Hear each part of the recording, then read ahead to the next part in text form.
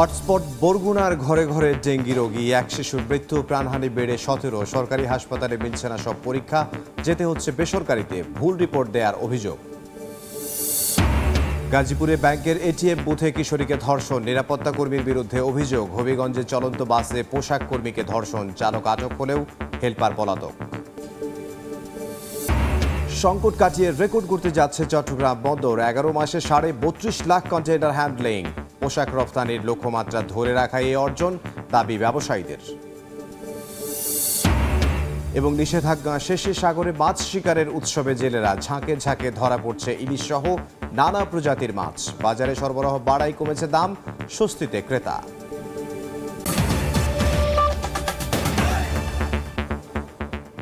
বাংলার সময় সঙ্গে আছে আমি ইমদাদুল হক। বরগুনায় ডেঙ্গি মহামারী আকার ধারণ করেছে। গতকাল সন্ধ্যায় ডেঙ্গিতে আক্রান্ত এক শিশুর মৃত্যু হয়েছে। এ নিয়ে জেলায় মৃতের সংখ্যা দাঁড়িয়েছে 17-তে। গত 24 ঘন্টায় নতুন করে আরও 79 জন ডেঙ্গিতে আক্রান্ত হয়েছেন। এডিস মশার আক্রমণ নিয়ন্ত্রণে আনতে না পারায় জেলায় মানবিক বিপর্যয় দেখা দিয়েছে। রুবেল হোসেনের ছবিতে সাইফুল মিরাজের রিপোর্ট। বরগুনায় বাড়ছে ডেঙ্গু আক্রান্তের সংখ্যা। বুধবার সন্ধ্যায় ঢাকা নেয়ার পথে ডেঙ্গুতে আক্রান্ত হয়ে মারা গেছেন 3 বছরের এক শিশু। এ নিয়ে জেলায় মৃতের সংখ্যা দাঁড়িয়েছে 17-তে। আর গত 24 ঘন্টায় নতুন আরও 65 জন ডেঙ্গুতে আক্রান্ত হয়েছেন। এতে মোট আক্রান্তের সংখ্যা দাঁড়িয়েছে 1903 জনে, যা দেশের মোট আক্রান্তের 60%-এরও বেশি। সোমবার সকাল পর্যন্ত 250 শয্যা বিশিষ্ট বরগুনা জেনারেল হাসপাতালে 192 জন ডেঙ্গু রোগী ভর্তি ছিলেন। রোগীর চাপ সামলাতে হিমশিম অবস্থা হাসপাতাল কর্তৃপক্ষের। দিন দিন ডেঙ্গু আক্রান্তের সংখ্যা বৃদ্ধি পাওয়ায় জেলায় মানবিক বিপর্যয় দেখা দিয়েছে। কাশি আছে, বমি কমতাছে না, খাবার দাবার একবার বন্ধ, হাত পাও কামড়ায়, এই রোগে রোগে ব্যথা করে। জ্বর হয়েছে যে 103 আছে বর্তমানে, কিন্তু আমার মাথা যন্ত্রণাটা বেশি। সকাল বিকাল টেস্ট এরা তো টাকা দিয়ে অনেকে করতে পারে না। যদি এই ব্যবস্থাটা এই হাসপাতালের ভিতরে থাকতো আর সরকারিভাবে যদি করা হইতো, তাইলে হয়তো আমাদের যারা আমরা গরিব শ্রেণী আছি তাদের অনেকই সুবিধা হইতো। ডেঙ্গু রোগীদের বাড়তি চাপ সামলাতে বরগুনা জেনারেল হাসপাতালে 10 জন চিকিৎসক এবং 10 জন নার্স পদায়ন করা হয়েছে। সরবরাহ করা হয়েছে স্লাইন। ডাক্তারদের চেয়েও পরিবেশের সাথে যারা রিলেটেড এবং পার্সোনালি বাড়ির আশেপাশ পরিষ্কার রাখা এবং যারা মশক নিধনের সাথে জড়িত তাদের দায়িত্বটা এখানে বেশি। যে সংকটটুকু ছিল সেই সংকটটুকু এখন আর নাই। আমরা আমাদের সর্বাত্মক চেষ্টা করছি যাতে আমাদের এই চিকিৎসা সেবাতে কোনো রকম ঘাটতি না হয়। স্বাস্থ্য বিভাগের তথ্য মতে সোমবার সকাল পর্যন্ত বরগুনার বিভিন্ন সরকারি স্বাস্থ্যকেন্দ্রে 215 জন ডেঙ্গু আক্রান্ত রোগী ভর্তি ছিলেন। সাইফুল মিরাজ, সময় সংবাদ, বরগুনা।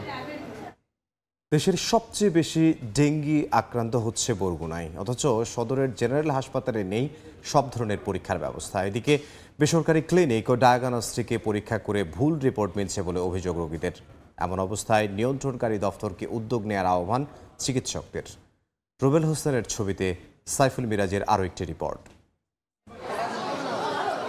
ডেঙ্গুতে আক্রান্ত হয়ে 13 জন বরগুনা জেনারেল হাসপাতালে ভর্তি হন সদর উপজেলার মরিয়ম। সেদিন তার রক্তে প্লাটিলেটের পরিমাণ ছিল 67,000। পরের দিন স্থানীয় অ্যাপোলো ডায়াগনস্টিক সেন্টারে টেস্ট করালে তার প্লাটিলেট দেখায় 2,96,000, যা দেখে অবাক হন চিকিৎসক। পরে আরেকটি ডায়াগনস্টিক সেন্টারে টেস্ট করালে রিপোর্টে প্লাটিলেট দেখায় 54,000। এর আগে গত 11 জুন তানিয়া নামের 10 বছর বয়সী এক শিশুকে অ্যাপোলো ডায়াগনস্টিক সেন্টার থেকে 18,95,000 প্লাটিলেটের একটি রিপোর্ট দেয়া হয়। সেটিও ধরা পড়ে চিকিৎসকের চোখে। এই রিপোর্ট দেখে বলছে এটা ভুল রিপোর্ট দিচ্ছে, এখন এটা দেখে হবে না, এখন অন্য টেস্ট দিচ্ছে, এটা করে নতুন করে করবে। আমার মায়ের যাতে কিছু হয়ে যাইতে, আজকে কি হয়ে যাইতে গল। এসবটা ওইখানে হাতে লেখা লাগে, তো ওইটিসি কম্পিউটারে একটা ওই যেটা দিয়ে ক্লিক দেয় ওইটা ওইখানে ক্লিকের ওই আরটিএস এরটা ওইখানে বসে গেছে, একটা 8 বেশি হয়ে গেছে ওইখানে শুধু। রোগী ও তার স্বজনদের অভিযোগ, ডেঙ্গু সংশ্লিষ্ট সব ধরনের টেস্ট জেনারেল হাসপাতালে চালু না থাকায় বাধ্য হয়ে বেসরকারি ক্লিনিকে যেতে হচ্ছে তাদের। মানহীন এসব ক্লিনিক ও ডায়াগনস্টিক সেন্টারের ভুল রিপোর্টের কারণে ভোগান্তি পোহাতে হচ্ছে তাদের। পাশাপাশি ব্যয় হচ্ছে অতিরিক্ত অর্থ। বাহির থেকে করছি যে ক্লিনিকগুলো আসলে মানহীন ক্লিনিক, একুরেট ভাবে আসে না, টাকা বেশি নিতে আছে, পেশেন্টরা তো সাধারণ হয়রানির ভিতরেই আছে। বেসরকারি ক্লিনিকগুলোতে যেটা করে যে ওরা অনেক সময় টেস্ট সঠিক না আসলেও আন্দাজে একটা কিছু লিখে দেয়। চিকিৎসকরা বলছেন বেসরকারি ক্লিনিক ও ডায়াগনস্টিক সেন্টারের মানোন্নয়নে নিয়ন্ত্রণকারী দফতরকে উদ্যোগ নিতে হবে। আর শিগগিরই জেনারেল হাসপাতালে ডেঙ্গু রোগীর সব পরীক্ষা চালুর আশ্বাস তত্ত্বাবধায়কের। অনেক বেশি চেঞ্জ যখন আসে তখনই আমার একটা টেনশন হয় যে ঠিক আছে, এত বেশি চেঞ্জ কেন হলো, আমরা আরেকটা জায়গা থেকে রিপিট করি। তো মান উন্নয়নের অবশ্যই সুযোগ আছে। এই সংশ্লিষ্ট কর্তৃপক্ষের কাছে আমার অনুরোধ থাকবে যে এই ব্যাপারটা একটু দেখার। যদি এরকম উল্টাপাল্টা রিপোর্ট হয়, ক্লিনিকের মান নিয়ে অবশ্যই প্রশ্ন জাগে এবং এইভাবে তো ট্রিটমেন্ট করাও ডাক্তারদের জন্য বিপজ্জনক। আমরা খুব শিগগিরই ইনশাল্লাহ অনেকগুলো টেস্ট এখানে শুরু করে দিব। এরই মধ্যে বরগুনাকে দেশের ডেঙ্গুর হটস্পট হিসেবে ঘোষণা করেছে স্বাস্থ্য মন্ত্রণালয়। সাইফুল মিরাজ, সময় সংবাদ, বরগুনা। গাজীপুরে চাকরি দেওয়ার কথা বলে এটিএম বুথে ডেকে নিয়ে কিশোরীকে ধর্ষণের অভিযোগ উঠেছে বুথের নিরাপত্তা কর্মীর বিরুদ্ধে। এরপর থেকেই পলাতক রয়েছে সে। এদিকে হবিগঞ্জের ঢাকা থেকে বাড়ি ফেরার পথে চলন্ত বাসে গার্মেন্টস কর্মীকে ধর্ষণের অভিযোগ উঠেছে। ঘটনায় চালক আটক হলেও পালিয়ে গেছে সহযোগী। চাকরি দেওয়ার কথা বলে ডেকে নিয়ে এটিএম বুথে কিশোরীকে ধর্ষণের অভিযোগ উঠেছে। ঘটনার পর থেকে পলাতক রয়েছে ওই বুথের নিরাপত্তা কর্মী। রোববার গাজীপুর জেলার শ্রীপুরের এমসি বাজার এলাকায় তালহা স্পিনিং মিলে চাকরির সন্ধানে যায় ভুক্তভোগী কিশোরী। তখন কারখানার গেটের পাশে থাকা একটি বেসরকারি ব্যাংকের এটিএম বুথে নিরাপত্তা কর্মী বেশি বেতনের চাকরির কথা বলে মেয়েটিকে বুথের ভেতরে নিয়ে ধর্ষণ করে। খবর পেয়ে পুলিশ এসে ওই কিশোরীকে উদ্ধার করে থানায় নিয়ে যায়। এই ঘটনায় মামলা করেছেন ভুক্তভোগী কিশোরীর বাবা। বুথের ভিতরে তাকে ধর্ষণ করে। পরবর্তীতে তার বাবা আজিজুল হক সন্ধ্যার দিকে থানায় আসলে এই বিষয়ে একটি নারী ও শিশু নির্যাতন দমন আইনের ৯ রেখে একটি মামলা রুজু করা হয়েছে।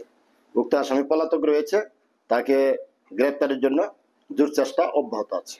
এদিকে রোববার রাতে বাসে ঢাকা থেকে বাড়ি ফিরছিলেন এক গার্মেন্টস কর্মী। পথে ঘুমিয়ে পড়লে গন্তব্যে না নেমে সিলেটে পৌঁছে যান তিনি। পরে সেখান থেকে হবিগঞ্জে মা এন্টারপ্রাইজ নামের একটি বাসে ওঠেন। শেরপুর এলাকা পার হওয়ার পর বাসের অন্যান্য যাত্রীরা নেমে গেলে মেয়েটিকে একা পেয়ে ধর্ষণ করে বাস চালক সাব্বির ও সহকারী লিটন। পরে চিৎকার শুনে স্থানীয়দের সহযোগিতায় বাসটি থামিয়ে ভুক্তভোগীকে উদ্ধার করে পুলিশ ও সেনাবাহিনী। চালককে আটক করা গেলেও কৌশলে পালিয়ে যায় সহযোগী। এই ঘটনায় মামলা করেছেন নির্যাতিতা। নির্যাতিতাকে দেখতে হাসপাতালে যান পুলিশ সুপার। অভিযুক্ত ড্রাইভারের সঙ্গে কথা বলি, তার সঙ্গে কথা বলে তার যে সহযোগী আছে তার বিভিন্ন খোঁজখবর নিয়ে তাকে গ্রেপ্তারের জন্য বিভিন্ন রকম নির্দেশনা দেওয়া হয়। এই বিষয়ে কোনো গাফিলতি হবে না ইনশাল্লাহ, এবং দৃষ্টান্ত কোনো শাস্তি যেটা হয় সেই ব্যবস্থা আমরা করছি।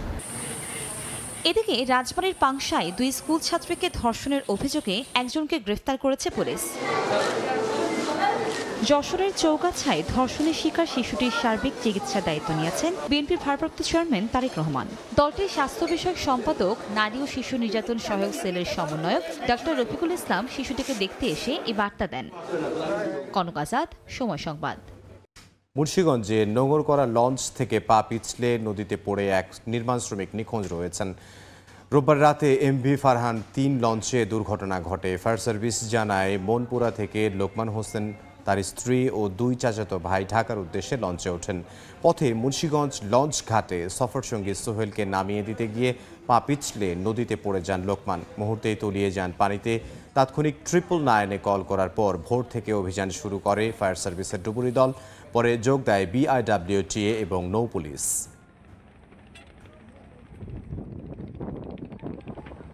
বাংলার সময় আরও থাকছে।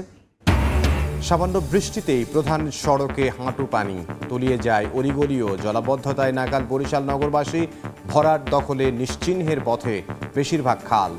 বিএনপি ক্ষমতায় গেলে দেশের প্রত্যন্ত অঞ্চলে ছড়িয়ে ছিটিয়ে থাকা প্রতিভাবানদের নিয়ে নতুন বাংলাদেশ গড়বে বলে মন্তব্য করেছেন বিএনপির যুগ্ম মহাসচিব রুহুল কবির রিজভী। সকালে চট্টগ্রামের বাঁশখালীতে ড্রোন উদ্ভাবক আশিকের বাড়িতে ড্রোন প্রযুক্তি দেখতে গিয়ে বিএনপি নেতা রুহুল কবির রিজভী কথা বলেন। এর আগে আশিরের বাড়ি পুইছড়িতে গিয়ে ড্রোন ওড়ানোর দৃশ্য দেখেন বিএনপির যুগ্ম মহাসচিব সহ প্রতিনিধি দল। 4 বছর আগে খুদে বিজ্ঞানী আশির MiG-29, রাফায়েল যুদ্ধবিমান ও বোয়িং 787 ড্রিমলাইনার সহ 6 মডেলের বিমান আবিষ্কার করেন। এই প্রতিভাগুলোকে মূল্যায়ন করার জন্য আমাদের ভারপ্রাপ্ত চেয়ারম্যান সারা দেশে কেউ বিজ্ঞানের ক্ষেত্রে, কেউ প্রকৌশলের ক্ষেত্রে, কেউ সঙ্গীতে, কেউ শিল্পে, কেউ সাহিত্যে, নানাভাবে যাদের প্রতিভার ছাপ তিনি রেখেছেন তাদের সাথে তিনি যোগাযোগ রক্ষা করেছেন, তাদের খোঁজখবর নেন এবং তারা যাতে আরও বেশি তাদের প্রকাশ ঘটে, তারা যাতে আরও তাদের চর্চার মধ্যে দিয়ে আরও উন্নততর পর্যায়ে নিয়ে যেতে পারে। 32.5 লাখ কন্টেইনার, 12 কোটি মেট্রিক টন কার্গো হ্যান্ডলিং ও 4000 জাহাজ ভিড়িয়ে চলতি অর্থ বছরেই আগের সব রেকর্ড ভাঙতে যাচ্ছে চট্টগ্রাম বন্দর। অথচ অর্থ বছরের শুরুতে টানা 3 মাস রাজনৈতিক অস্থিরতার পাশাপাশি দীর্ঘস্থায়ী বন্যায় বিপর্যস্ত হয়ে পড়েছিল দেশের আমদানি রপ্তানি বাণিজ্য। নুরজামাল আতিকের ক্যামেরায় বিস্তারিত জানাচ্ছেন কমল দে। দেশের বিভিন্ন জেলায় শুরু হয় আকস্মিক বন্যা, আর এর প্রভাবে সেপ্টেম্বর পর্যন্ত বিপর্যয়ের কবলে পড়ে দেশের অর্থনীতি, স্তিমিত হয়ে পড়ে আমদানি রপ্তানি বাণিজ্য। কিন্তু অক্টোবর থেকে ম্যাজিক্যালি ঘুরে দাঁড়িয়েছে দেশের অর্থনীতি।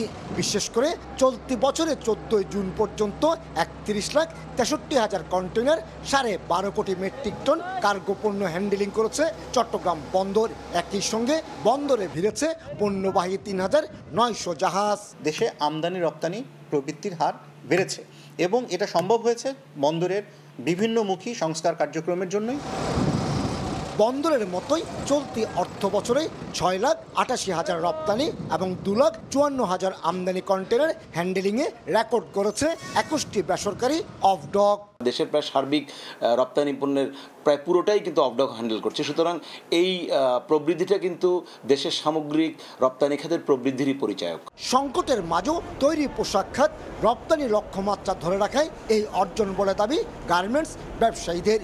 বিশেষ করে চট্টগ্রাম বন্দর দিয়েই চলতি অর্থ বছরের প্রথম 3 প্রান্তিক অর্থাৎ মার্চ পর্যন্ত প্রায় 30 বিলিয়ন মার্কিন ডলার পণ্য রপ্তানি হয়েছে।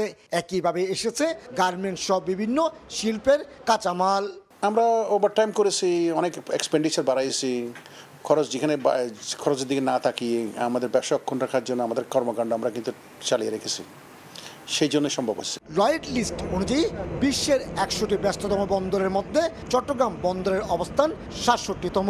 মূলত কন্টেনার হ্যান্ডেলিংয়ের সক্ষমতার উপর নির্ভর করে এই তালিকা তৈরি করা হয়। 2024-25 চলতি অর্থ বছর বাংলাদেশের জন্য ছিল ঘটনাবহুল। অর্থ বছরের শুরুতে গণ অভ্যুত্থান, এরপর আকস্মিক বন্যা, এর মাঝে ঘুরে দাঁড়িয়েছে বাংলাদেশের অর্থনীতি। প্রবৃদ্ধি হয়েছে আমদানি রপ্তানি বাণিজ্যে। চট্টগ্রামের এসআক ডিপো থেকে কমল দে, সময় সংবাদ। টাঙ্গাইলে গাছ লাগানোকে কেন্দ্র করে চাচাতো ভাইকে হত্যার অভিযোগ উঠেছে প্রতিপক্ষের বিরুদ্ধে। ঘটনায় আটক করা হয়েছে 2 জনকে। সকালে মির্জাপুরের হরিন্দ্রাচালা এলাকায় চাচাতো ভাই আইনারের জমিতে গাছ লাগানো নিয়ে কথা কাটাকাটি হয় রফিকুল ইসলাম রজবের। এক পর্যায়ে আইনালের স্ত্রী তার লোকজন নিয়ে দেশীয় অস্ত্র দিয়ে হামলা চালিয়ে রজব ও তার ভাইকে আহত করে। তাদের উদ্ধার করে হাসপাতালে নিলে রজবকে মৃত ঘোষণা করেন চিকিৎসক। অভিযুক্ত স্বামী স্ত্রীকে আটক করেছে পুলিশ। মৌলভীবাজারের কোলাউড়ায় 9ম শ্রেণীর শিক্ষার্থী নাফিজা জান্নাত আঞ্জুম হত্যা মামলায় এক যুবককে গ্রেফতার করা হয়েছে। পুলিশ জানায় নাফিজার সঙ্গে সখ্যতা গড়ে তোলার চেষ্টা করছিল প্রতিবেশী যুবক জুনেল মিয়া। 12 জুন প্রাইভেট পড়া শেষে বাড়ি ফেরার সময় নাফিজার পিছু নেয় জুনেল। ধস্তাধস্তির এক পর্যায়ে অজ্ঞান হয়ে যায় নাফিজা। পরে তাকে পাশের একটি খালে ফেলে দেয় জুনেল। 2 দিন পর 14 জুন উদ্ধার করা হয় নাফিজার মরদেহ। এ বিষয়ে কোলাউড়া থানায় একটি হত্যা মামলা করে নাফিজার পরিবার। ময়মনসিংহে চাঁদা না দেয়ায় ক্লিনিক মালিককে মারধরের ঘটনায় জড়িতদের গ্রেফতারের দাবি জানিয়েছে ক্লিনিক ডায়াগনস্টিক সেন্টার মালিকরা। জেলা প্রশাসকের কাছে স্মারকলিপি দিয়েছে Bangladesh clinic and diagnostic owners অ্যাসোসিয়েশনের ময়মনসিংহ জেলা শাখা। স্মারকলিপি গ্রহণ করে ব্যবস্থা নেওয়ার আশ্বাস দেন জেলা প্রশাসক মফিদুল আলম। দাবি আদায় না হলে পরবর্তীতে মানববন্ধন ও প্রতিষ্ঠান বন্ধ রেখে ধর্মঘটের হুঁশিয়ারিও দেন ক্লিনিক ডায়াগনস্টিক সেন্টার মালিকরা। গত শনিবার বাঘমারা এলাকা শাপলা নার্সিং হোম অ্যান্ড ডায়াগনস্টিক সেন্টারে চাঁদা দাবি করে কয়েকজন যুবক চাঁদা না দেয়ায় মারধর করে জখম করা হয় বলে অভিযোগ করেন প্রতিষ্ঠানের মালিক হারুন আর রশিদ। রংপুরে যৌথ অভিযানে 4টি ক্লিনিক ও ডায়াগনস্টিক সেন্টারকে 7.5 লাখ টাকা জরিমানা করেছেন ভ্রাম্যমাণ আদালত। দুপুরে নগরীতে অবৈধ ক্লিনিক ও ডায়াগনস্টিক সেন্টার বন্ধে যৌথ অভিযান চালায় সেনাবাহিনী, জেলা প্রশাসন ও সিভিল সার্জন অফিস। এ সময় স্বপ্ন জেনারেল হাসপাতাল, উত্তরা জেনারেল হাসপাতাল ও নিউ রংপুর ক্লিনিককে 2 লাখ করে এবং হেলথ এইড ডায়াগনস্টিককে 1.5 লাখ টাকা জরিমানা করা হয়। বন্ধ করে দেওয়া হয় এই 4 প্রতিষ্ঠানের সব কার্যক্রম। স্বাস্থ্য বিভাগ জানায়, জেলায় 252টি বেসরকারি ক্লিনিক ও ডায়াগনস্টিক সেন্টারের মধ্যে 60% অবৈধ।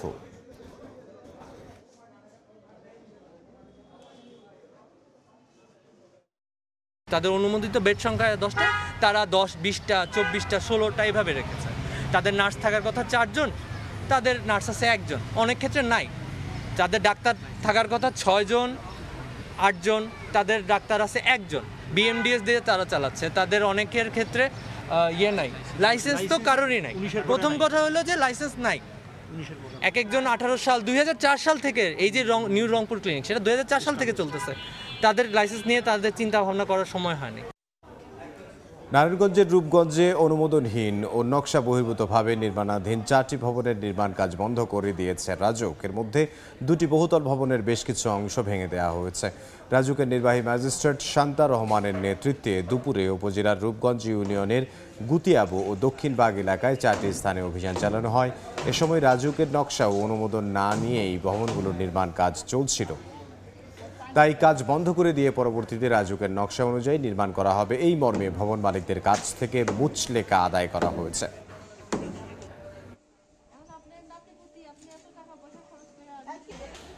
জলাবদ্ধতায় নাকাল বরিশাল নগরবাসী। সামান্য বৃষ্টিতে হাঁটু পানি জমে যায় অলিগলি ছাপিয়ে শহরের সব প্রধান সড়কে। 46টি খালের অধিকাংশই ভরাট দখলে নিশ্চিহ্ন হওয়ার পথে। সিটি কর্পোরেশন নিজস্ব অর্থায়নে উদ্ধার চালালেও স্থায়ী সমাধানে বাড়তি বরাদ্দের দাবি সংশ্লিষ্টদের। সুমন হাসান ও সুজয় দাসের ছবিতে অপূর্ব রিপোর্ট। জনপ্রতিনিধি আসে, জনপ্রতিনিধি যায়, কিন্তু যেটি যায় না সেটি হচ্ছে এই দুর্ভোগ। খোদ সিটি কর্পোরেশনই বলছে বিগত দিনে মাস্টার প্ল্যান অনুযায়ী এখানে উন্নয়ন কর্মকাণ্ড হয়নি, যার ফলাফল এই জলাবদ্ধতা। 58 বর্গ কিলোমিটারের বরিশাল মহানগর। সামান্য বৃষ্টিতেই পানিতে টইটুম্বুর হয় শহরের বিভিন্ন সড়ক, কারণ নগরায়নে মাস্টার প্ল্যান না মানা। আমাদের একটা মাস্টার প্ল্যানের অভাবে কিন্তু এখন আমরা জলাবদ্ধতায় ভুগছি, এতগুলা আমাদের নদী খাল এগুলা থাকার পরও। বিশেষ করে নগরের মুন্সি গ্যারেজ, বগুড়া রোড, বটতলা, কালীবাড়ি রোড, সদর রোড সহ প্রধান সড়ক তো বটেই, অনেক অলিগলিতেও বাদ যায় না এমন ভোগান্তি। পরিবেশবিদরা বলছেন, মাস্টার প্ল্যানে থাকা 46টি খালের প্রায় সবই ভরাট, দখলে নিশ্চিহ্ন হওয়ার পথে। 2 দিক দিয়ে ভরাট হইতে হইতে এখন একটা চৌবাচ্চা, এখন একটা নর্দমার পরিণত হয়েছে। খাল আর খাল নাই। যারা বরিশালের রাজনীতিকে তাদের সদিচ্ছা নেই যে বরিশালটা ভালো থাকুক। জলাবদ্ধতা নিরসনের জন্য ড্রেন এবং সংশ্লিষ্ট সাথে কিছু খাল আছে, সেই খালের গভীরতা বৃদ্ধি করা দরকার। তবে গত 3 মাস ধরে বরিশাল সিটি কর্পোরেশনকে নতুন করে শক্ত পদক্ষেপ নিতে দেখা গেছে। দখলে থাকা খাল ও ড্রেন উদ্ধার করে খনন ও পরিচ্ছন্ন করছে তারা। খালটা পরিষ্কার করার পরে আমি ড্রেনে হাত দিয়েছি। পানি ঢোকার যে চ্যানেলগুলো আছে সেই চ্যানেলগুলিকে আমি হাত দিয়েছি। সেটা করতে গিয়ে অনেক কিছু উচ্ছেদ করতে হয়েছে। সম্পূর্ণ খালটা খনন করা হবে, খনন করে বাঁধ হবে, বাঁধের পরে সাইডে আবার ওয়াকিং রাস্তা যেটা আছে দুই পাশে। 2010 সালের মাস্টার প্ল্যানে বরিশালে 46টি খাল ছিল। বর্তমানে মাত্র 3 থেকে 4টি খালে নামে মাত্র পানি প্রবাহ রয়েছে। মন্ত্রণালয়ের পড়ে আছে 779 কোটি টাকার প্রকল্পের পরিকল্পনা, যেখানে 29টি খাল খনন শেষে ওয়াকওয়ে, বাগান তৈরি, 10টি পুকুর উদ্ধার সহ স্বপ্ন বোনা হয়েছে জলাবদ্ধতা নিরসন ও পরিবেশের ভারসাম্য রক্ষার নানা পরিকল্পনা। অপূর্ব অপু, সময় সংবাদ, বরিশাল। সমুদ্রে 58 দিন মাছ ধরার নিষেধাজ্ঞা শেষ হওয়ায় জেলেদের জালে ধরা পড়ছে নানা প্রজাতির মাছ। এতে পটুয়াখালীর পাইকারি বাজারগুলোতে বেড়েছে মাছের সরবরাহ। প্রকারভেদে কেজিতে 20 থেকে 30 টাকা পর্যন্ত কমেছে দাম। স্বস্তি ফিরেছে ক্রেতাদের মাঝে। সুজন দামের ছবি এবং মোহাম্মদ মনির হোসেন বাদলের তথ্য নিয়ে রিপোর্ট। পটুয়াখালীর পাইকারি আড়তে হাকডাকে বিক্রি হচ্ছে মাছ। সরবরাহ ভালো থাকায় কম দামে মাছ কিনতে পারছেন ক্রেতারা। সব প্রজাতির মাছের প্রজনন নির্বিঘ্ন করতে সমুদ্রে 58 দিনের নিষেধাজ্ঞা দেয় সরকার। গত 11 জুন মাছ ধরা নিষেধাজ্ঞা শেষ হওয়ায় জেলের জালে ধরা পড়ছে নানা প্রজাতির মাছ। এতে পাইকারি বাজারগুলোতে বেড়েছে মাছের সরবরাহ।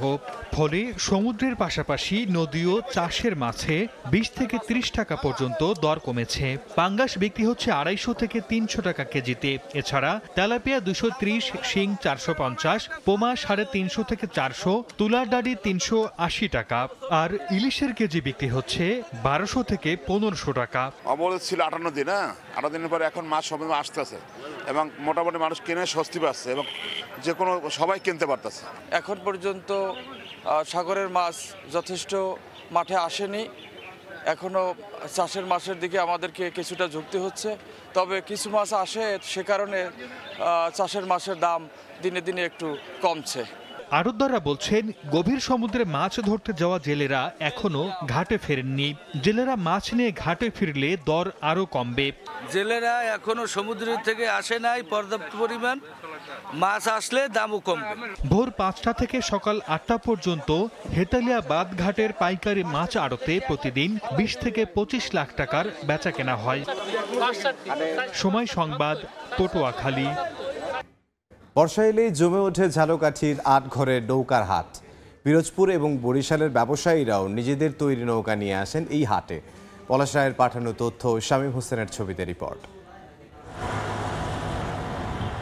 রাস্তার দুই পাশে সাজানো নৌকার এ চিত্র বলে দিচ্ছে প্রকৃতিতে শুরু হয়েছে বর্ষার আগমন। চিরচেনা ঐতিহ্যের অংশ হিসেবে জমে উঠেছে নৌকার হাট। হাঁকডাকে বিক্রি হচ্ছে ছোট বড় ডিঙি নৌকা। অসংখ্য খালবিল আর নদীর কারণে ঝালকাঠি, পিরোজপুর ও বরিশালে সারা বছরই চাহিদা রয়েছে নৌকার। বিশেষ করে বর্ষায় যখন খালবিল পানিতে টইটুম্বুর হয়ে যায়, তখনই কদর বেড়ে যায় নৌকার। আর এ সময় জমে ওঠে 8 ঘরের এ নৌকার হাট। হাটে যাওয়া, কান্দিতে যাওয়া, কৃষি কাজে ধান কাটতে যাওয়া, নৌকা আমাদের সবসময় জন্য প্রয়োজন। এটা আমাদের তালই দাদা হইতেই হাট আমরা দেখতে দেখতে আসছি। একটা 5000, 7000, 2000, 3000 নৌকা বুঝছে, ছোট বড় আছে। নৌকার কারিগরদের ক্ষুদ্র ঋণ ও কারিগরি সহায়তা দেওয়ার আশ্বাস দিয়েছেন জেলা বিসিক কর্মকর্তা। কারিগরদেরকে বেসিক আর্থিকভাবে সহায়তা প্রদান করার জন্য বদ্ধপরিকর। এছাড়াও ওনারা যদি কোনো কারিগরি সহায়তা প্রয়োজন মনে করে এবং বিসিকের সহায়তা চায়, বিসিক তাদেরকে সহায়তা প্রদানে বদ্ধপরিকর। 8 ঘরের এ নৌকার হাট থেকে পিরোজপুর, বরিশাল ও ঝালকাঠির 10,000 মানুষের জীবিকা নির্বাহ হয়। সময় সংবাদ, ঝালকাঠি। বাংলার সময়ের শীর্ষ সংবাদগুলো জানিয়ে দিচ্ছে আরও একবার। হটস্পট বরগুনার ঘরে ঘরে ডেঙ্গি রোগী, 1 শিশুর মৃত্যু, প্রাণহানি বেড়ে 17। সরকারি হাসপাতালে মিলছে না সব পরীক্ষা, যেতে হচ্ছে বেসরকারিতে ভুল রিপোর্ট দেওয়ার অভিযোগ। এই ছিল বাংলার সময়, সঙ্গে থাকুন সময়ের।